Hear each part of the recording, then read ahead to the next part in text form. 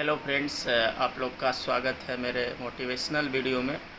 और आज हम जानेंगे, ऑलरेडी बहुत सारे रिज़ल्ट निकाल चुके हैं, पिछले बार भी सिलेक्टेड हैं।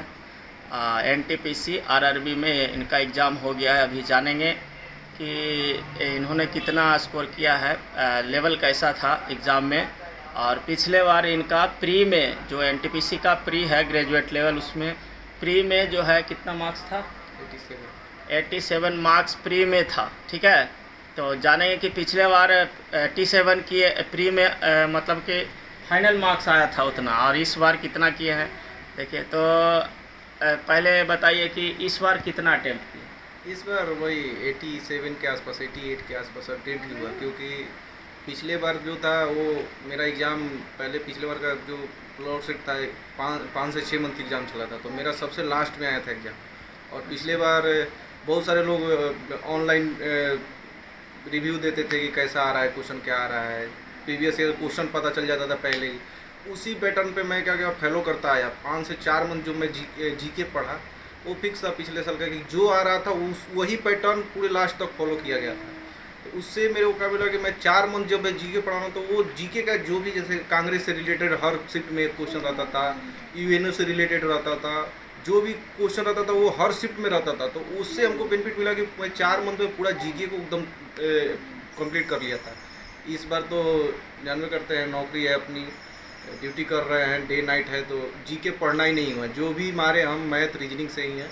अच्छा, बाकी करेंट तो पिछले बार अटेम्प्ट कितना था? पिछले बार तो अटेम्प्ट किया था, 98 अटेम्प्ट किया था। पिछले बार 98 था, 87 सही हुआ था। हाँ, इतना 87 मार्क्स आया था। 87 मार्क्स। इस बार 87 मैं अटेम्प्ट ही किया। अटेम्प्ट किए हैं, और इस बार इनको अभी तक जीके में मेरा करीब 6 गलती हो गया। 6-7 गलती अभी दिख रहा है। सोच रहा है। लीजिए इस बार, तो इस बार पिछले बार के अपेक्षा तो हार्ड है। हाँ, पिछले बार के पेपर हार्ड नहीं बोल सकते, ये है कि हम लोग मुख्य धारा से हट चुके जीके हैं। का तो थोड़ा सा लेवल पहले है, और करंट अफेयर भी थोड़ा हट के पूछ रहा है। करंट अफेयर हट के है। और इसका एक सबसे जो खराब, क्या पता कुछ यूट्यूब वाले हैं जो कि आपको क्वेश्चन भी रिवील करते रहे, लेकिन पिछले बार तो ओपन हो रहा था, तो पिछले बार कोई ज़्यादा ही नहीं था। इस बार तो ऐसा है कि तो कुछ कम लोग कर रहे हैं, तो कम मिल रहा है ये देखने को कि कैसा क्वेश्चन आ रहा है, क्या आ रहा है, बस लेवल पता चल रहा है, मेन एग्जैक्ट क्वेश्चन नहीं मिल रहा है। पिछले बार तो जो हुआ था वो एग्जैक्ट क्वेश्चन बता देता था लड़का, 50 लड़कों से पूछने पर 50 क्वेश्चन एक लड़का भी बताइए तो। लेकिन इस बार वो कम हो रहा है, तो इसलिए अब की बार लड़के उतना तैयारी नहीं चाहिए, कम सीट में। अब पिछले बार 5 मंथ एग्जाम चला था, 6 मंथ, तो लड़के को जो जिसका पेपर लास्ट में था उसको ज़्यादा टाइम मिल गया था पढ़ने। जैसे मेरे को ही, मेरा पेपर करीब था अप्रैल में, 24 या 25 अप्रैल को था, 24 अप्रैल को पेपर था, और 26 दिसंबर को पेपर स्टार्ट हुआ था। आप समझिए 4 मंथ पुट्टे मेरे को टाइम मिला था। 4 मंथ में आप जीके अगर चाहिएगा तो स्टार्टिंग शुरू से भी पढ़ सकते हैं। और पूरा जितना आया, जो जितना भी पहले शिफ्ट में आ चुका है, पूरा रिवाइज करते रहे, केवल तो पूरा धरा जाता है।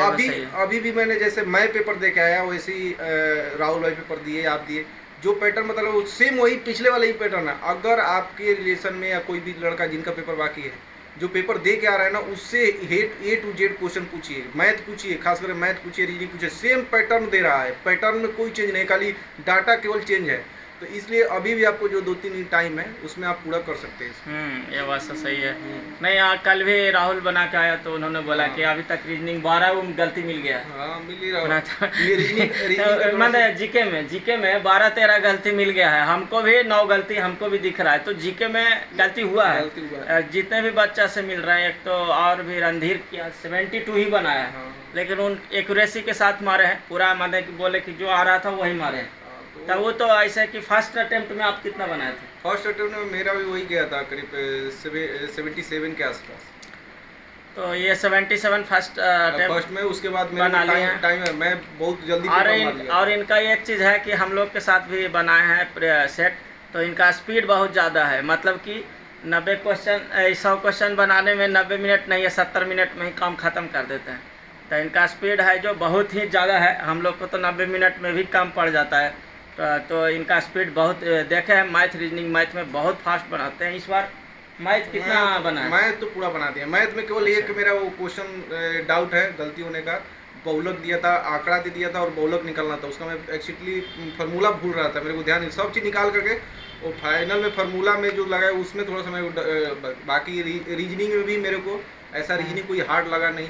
रीजनिंग का बस एक पैटर्न था।